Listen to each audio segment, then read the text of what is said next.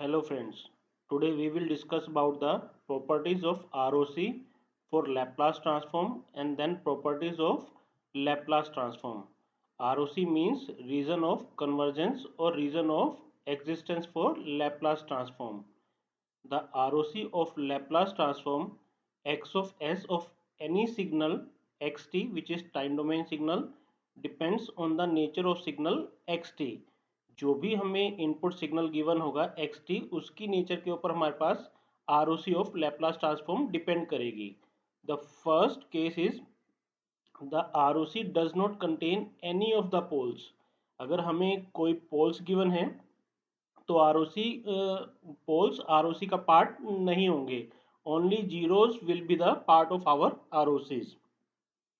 Second, if xt is right sided signal, means if we can plot our xt from 0 to infinity, means xt is our 0 for t less than 0. तो हमारे पास अगर t less than 0 के लिए हमारे पास जो भी input signal है that is 0. In that case our ROC will be the real part of our S domain. The real part of our S should be greater than sigma max. Sigma max is maximum real part. Now suppose we have x of s which is equal to 1 divided by s plus 3 plus 1 divided by s plus 2. Now from this we have 2 sigma 1 that should be greater than minus 3. S should be greater than minus 3. For that our sigma real part of this s should be greater than minus 3, and for this our real part of this s sigma 2 should be greater than minus 2. Means we have two sigmas, sigma 1 and sigma 2.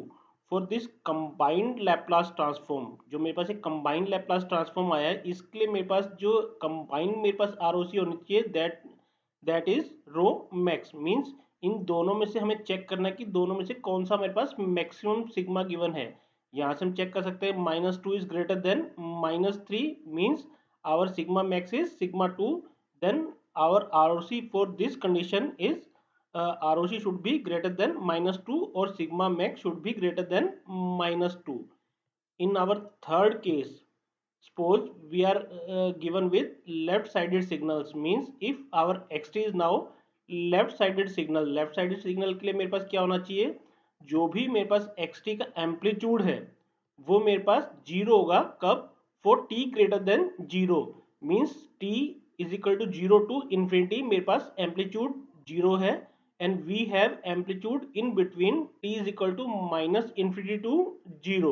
तो simply for that case our ROC क्या होनी चाहिए, हमारी ROC होनी चाहिए real part of S should be less than rho minimum. अब हमें multiple minimum values multiple sigmas निकालने हैं, सिग्मा 1 सिग्मा 2 सिग्मा 3, और उनमें से जो भी मेरे पास सिग्मा मिनिमम होगा उससे कम मेरे पास अगर रियल पार्ट का एस प्लेन होगा that is my valid ROC.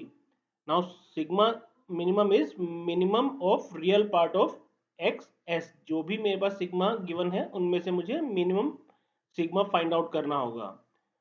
Fourth one is if xt is two sided signal, means xt is infinite duration signal. मेरे पास अब जो xt गिवन है वो इनफाइनाइट ड्यूरेशन सिग्नल है. मीन्स कि मेरे पास xt कहाँ से कहाँ तक गिवन है, from minus infinity to positive infinity. Left side plus right side दोनों साइड मिला के मेरे पास सिग्नल गिवन है और उसकी ड्यूरेशन क्या होगी, infinite duration. In that case our ROC is real part of our S is in between sigma 1 and sigma 2. Left side से मेरे पास क्या आ जाएगा, सिग्मा 1, कि मेरे पास इसके अकॉर्डिंगली क्या होना चाहिए, मेरे पास sigma should be our real part should be less than rho minimum. और जो हमारे पास फर्स्ट केस था उसमें क्या था, our real part should be greater than rho maximum. तो उन दोनों के अकॉर्डिंगली मेरे पास सिग्मा 1 आएगा एंड सिग्मा 2 आएगा मेरे पास. और जो रियल पार्ट होगा, real part of my S should be in between this sigma 1 and sigma 2. And next fifth property of ROC is if xt is finite duration signal, means X T क्या है मेरे पास, that is zero except in a finite duration of time. अगर मेरे पास time जो है वो given है कि मेरे पास इन बिटवीन है t1 टू t2, और इस टाइम ड्यूरेशन के बीच में मेरे पास amplitude X of T finite आ रहा है, except that outside this range मेरे पास जो एम्पलीट्यूड है दैट इज जीरो।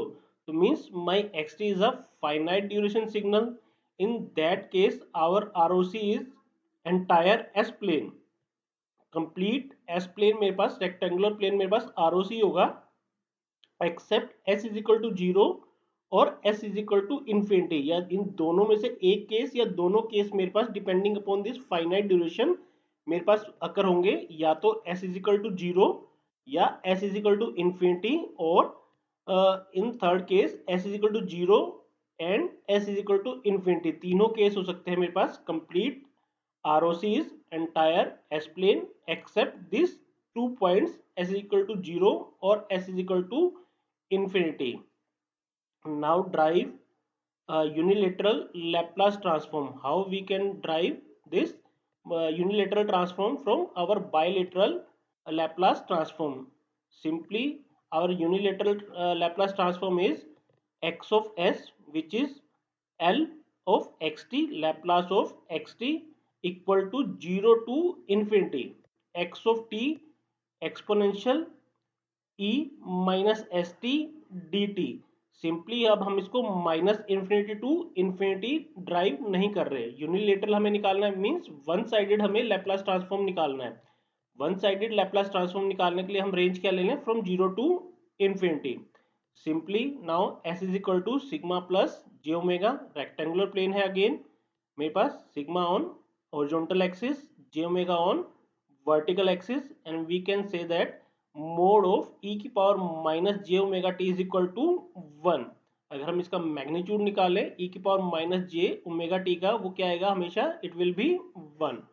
तो simply now S of X is integration from zero to infinity X of T multiplied by ई की power minus sigma plus J omega T D T. अब e की power J omega T को हम क्या put कर दें, mode है इसका, तो इसको हम वन पुट कर सकते हैं, तो means X of T minus of sigma T multiplied by ई की power minus J omega T D T integration from range zero to infinite, that is my unilateral Laplace transform. और इस case में मेरे पास क्या होना चाहिए कि जो भी मेरा ये इनपुट सिग्नल है ये मेरे पास फाइनाइट वैल्यू होनी चाहिए। अगर ये मेरे पास इनपुट सिग्नल फाइनाइट वैल्यू नहीं है तो means we can not find its Laplace transform. तो for that we should have one condition कि this input signal energy in this input signal should be a finite value. Now look at some important properties of Laplace transform. First property is differentiating with respect to time t. हमें एक function given है ft और उस function को हम differentiate कर रहे हैं, हमें एक फंक्शन गिवन है ft, इसको हम डिफ्रेंशिएट कर रहे हैं विद रिस्पेक्ट टू t। तो means differentiation of ft is d of ft divided by dt। अगर हम इसका लैप्लास ट्रांसफॉर्म निकालें तो इसका लैप्लास ट्रांसफॉर्म किसके इक्वल आना चाहिए, तो इसका लैप्लास ट्रांसफॉर्म इक्वल आना चाहिए s multiplied by F of s minus limit t approaching zero f of t which is also equal to s multiplied by F of s minus f zero plus state. अगर हमारे पास F T का Laplace transform F of s आता है simply, तो अगर हम इसका डिफ्रेंशिएशन का लैप्लास निकालें तो जो एफ टी का लैप्लास आएगा उसको हम एस से मल्टीप्लाई कर दें और उसमें से हम क्या माइनस कर दें, हम जो भी हमारे पास टाइम डोमेन सिग्नल गिवन था एफ टी, जो भी हमें टाइम डोमेन सिग्नल गिवन है उसमें हम टी को जीरो पुट कर दें, जो वैल्यू आएगी वो हम इसके लैप्लास ट्रांसफॉर्म में से माइनस कर दें, that is basically a Laplace of differentiation of our function. Now how we can prove this, we know that Laplace transform of F t is F of S. Simply F T का अगर हम पूरे Laplace transform निकालें तो क्या आएगा हमारे पास F of S, and we know that F of S is equal to Laplace of F T which is integration from zero to infinity F of T, जो भी मेरे पास इनपुट फंक्शन गिवन है मल्टीप्लाइड बाय ई की power minus S T negative exponential with respect to D T. अब इन दोनों को हम कन्वर्ट कर ले into u multiplied by dv function में।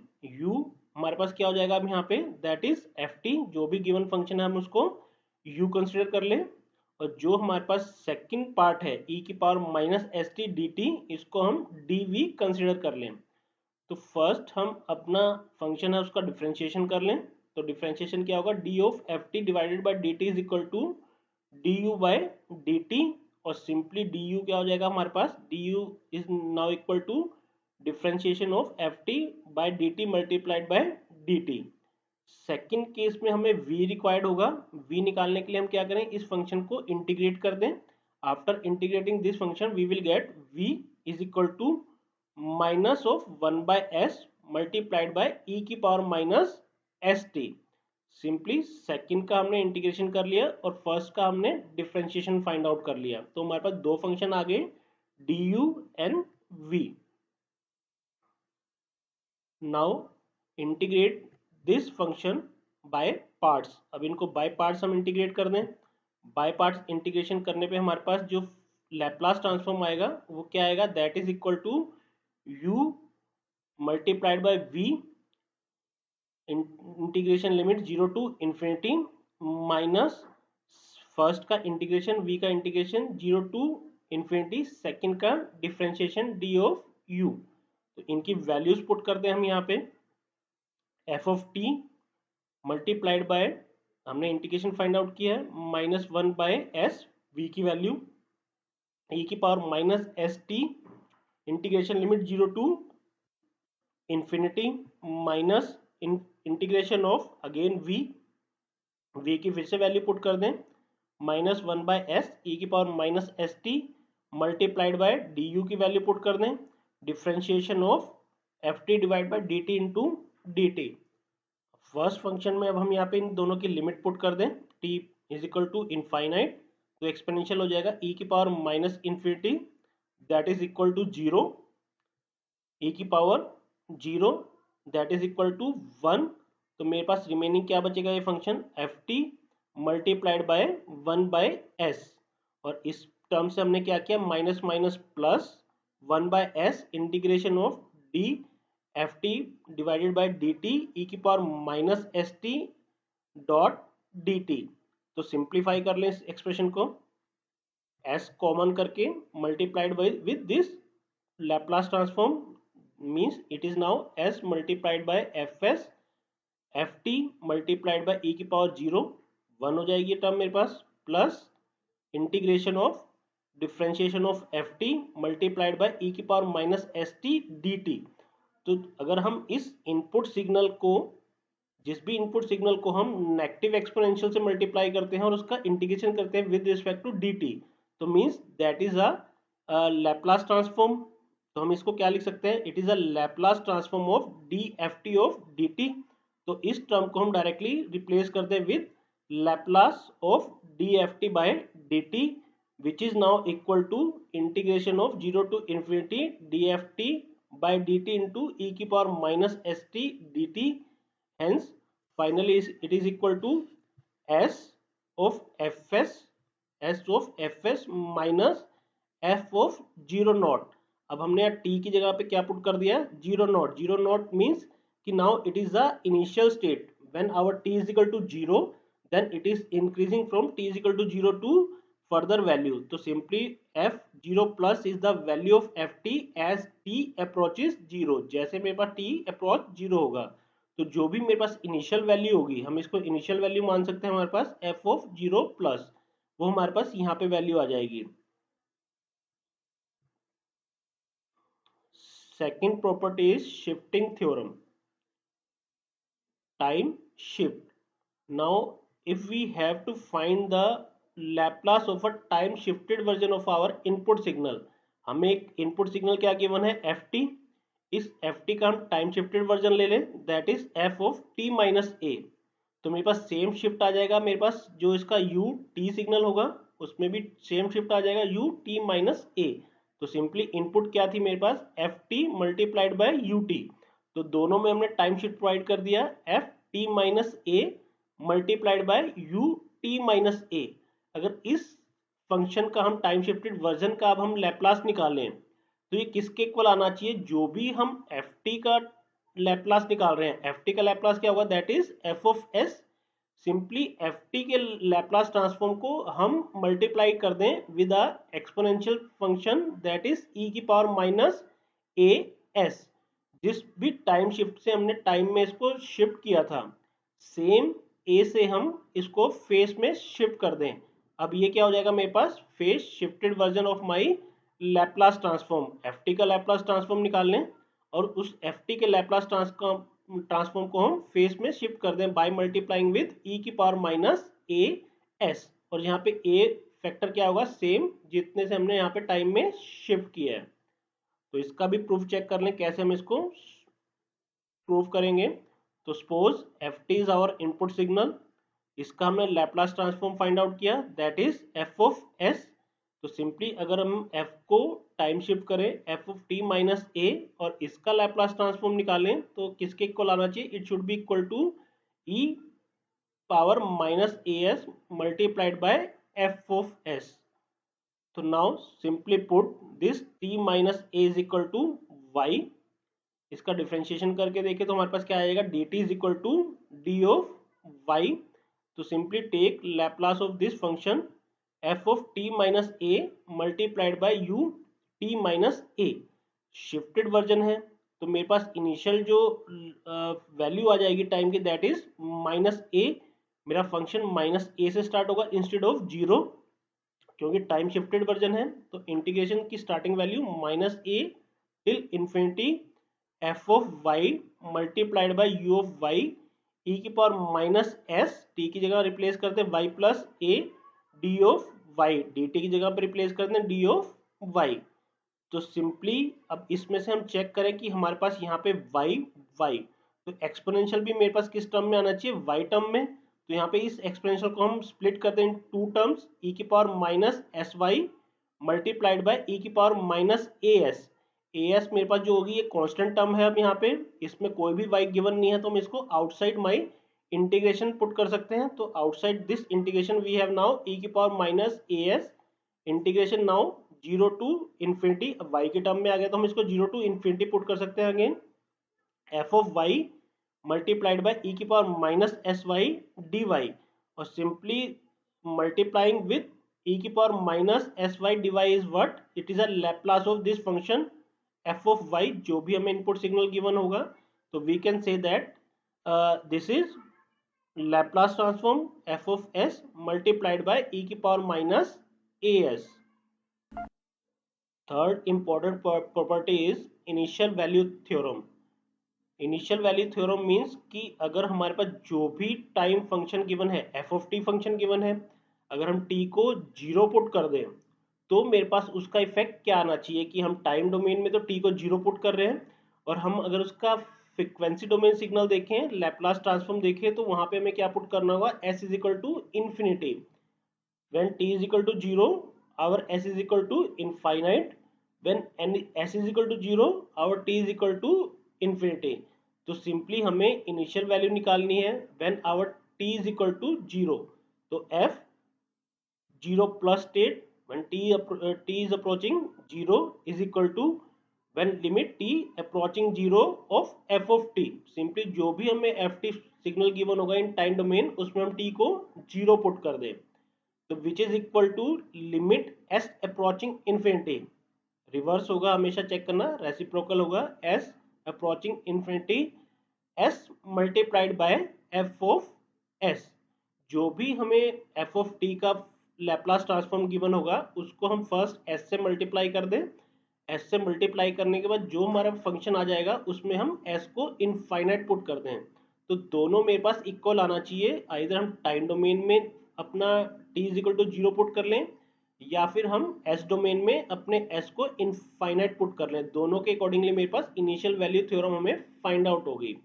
तो इसको निकालने के लिए हमें क्या करना है, जो हमें फर्स्ट अपनी डिफ्रेंशिएशन प्रॉपर्टी थी, हमारी जो डिफ्रेंशिएशन प्रॉपर्टी की आउटपुट आई थी, इसके थ्रू हम अपनी फाइनल वैल्यू निकालेंगे। F of zero not is now equal to what, it is equal to s of F s and this Laplace of f of t D t. इस पूरी equation के through हम अपनी f of zero not value find out करेंगे। For that again consider this differentiation property. इस differentiation property के according हमारे पास क्या आएगा, s multiplied by F of s minus f of zero plus state is equal to integration from zero to infinity differentiation of our f of t with respect to dt multiplied by e की power minus S t multiplied by dt। तो simply हम s of F s is equal to f naught set कर ले, इसको भी right hand side में ले आए। देन टोटल इंटीग्रेशन को अगर हम इंटीग्रेट करें और हम लिमिट क्या पुट कर दें, अब लिमिट एस अप्रोचिंग इन्फिनिटी, तो इसका इफेक्ट इस राइट हैंड साइड की इक्वेशन पे क्या आएगा कि यहाँ पे मेरे पास कुछ भी एस टर्म नहीं है, टी टर्म गिवन है मेरे पास, तो यहाँ पे एस का कोई भी इफेक्ट नहीं आएगा। सेकंड, अगर इस एक्सप्रेशन में चेक करें हमारे पास, तो यहाँ पे भी टी के अकॉर्डिंगली मेरे पास फंक्शन गिवन है, तो यहाँ पे भी कोई भी एस का इफेक्ट नहीं आएगा। इस फंक्शन में मेरे पास एस गिवन है, तो मीन्स एस को यहाँ पे हम पुट कर सकते हैं। तो लिमिट का इफेक्ट कहाँ आएगा टोटल फंक्शन पे, this S should be S approaching infinity on only this exponential term. तो इस एक्सपोनेंशियल टर्म पे अगर हम अपनी एस को इन्फिनिटी पुट कर दें अब, तो हमारे पास क्या बचेगा, सिंपली एस को यहाँ पे हम इनफाइनाइट पुट कर दें, तो मेरे पास एक्सप्रेशन हो जाएगा e की power minus infinity t, and we know that e की power minus infinite is equal to zero. तो जो सेकंड टर्म है मेरे पास यहाँ पे, ये क्या बन जाएगी, एक्सपोनेंशियल टर्म जीरो। तो means this zero multiplied by this value differentiation of D F T by D T is equal to zero, integration of zero is equal to zero. तो मीन्स ये कंप्लीट टर्म क्या हो जाएगी हमारे पास, second term, it is now zero. तो simply limit s approaching infinity s multiplied by f s now equal to f of zero plus state initial value theorem when t is equal to zero और s is equal to infinity. तो s is equal to infinity put करने के लिए जो भी हमारे पास f of t का लैप्लास ट्रांसफॉर्म होगा, f ऑफ s सिंपली उसको s से मल्टीप्लाई कर दें, और लास्टली s को वहां पे इनफाइनाइट पुट करके अपनी वैल्यू हम फाइंड आउट कर सकते हैं। Next one is final value theorem. Final value निकालने के लिए हमें क्या करना है कि जो भी हमारे पास t की फाइनल वैल्यू होगी हमें वो पुट करनी होगी। जनरली t की हमारे पास फाइनल वैल्यू क्या होगी, इनफाइनाइट। तो सिंपली इन टाइम डोमेन हमें t को इनफाइनाइट पुट करना है, एंड इन s डोमेन हमें s को क्या पुट करना है, जीरो। अगेन रेसिप्रोकल होगा, t infinity means s is equal to 0. In that case our final value in time domain f of infinity is equal to limit t approaching infinity f of t, which is equal to limit s approaching 0 s multiplied by fs in our s domain। अगर हम s domain में signal निकाल रहे हैं, तो s domain में जो भी हमारे पास ft का f of s आएगा लैप्लास ट्रांसफॉर्म, उसको सिंपली s से मल्टीप्लाई कर दें, और जो भी फंक्शन आएगा उसमें लास्टली हम s को जीरो पुट कर दें। That is our final value theorem. Now proof for this final value theorem is, again we can derive it from our differentiation property। Same ले ले हम जो हमने अभी फाइनल इनिशियल वैल्यू थ्योरम में किया था। Limit s approaching infinity s minus f of s is equal to f zero state zero plus state plus integration from zero to infinity d of F T divided by D t limit s approaching infinity e की power minus S T D t, जो हमने last अपने function में किया था। यहाँ पे हमने सेम हम इसको यहाँ पुट कर ले, बट इस केस में अब हमें क्या करना होगा, हमें यहाँ पे s की वैल्यू जीरो पुट करनी होगी। बट अब हमें s की वैल्यू जीरो पुट करनी होगी, तो सिंपली इफेक्ट हमारे पास s का क्या आएगा, only on this exponential. Simply now put s is equal to 0 in this exponential e की power minus 0, e की power 0 is equal to 1, तो means this exponential is 1। तो रिमेनिंग क्या बचेगा हमारे पास, integration of D F T divided by D T तो अगर हम इस डिफ्रेंशिएशन का इंटीग्रेशन निकाल लें तो हमारे पास क्या आएगा, सिंपली एफ ऑफ टी की मेरे पास लिमिट क्या हो जाएंगी, that is from 0 to infinite. और हम सिंपली इसको in terms of our this two terms क्या लिख सकते हैं कि limit t approaching infinity F of T minus f of zero.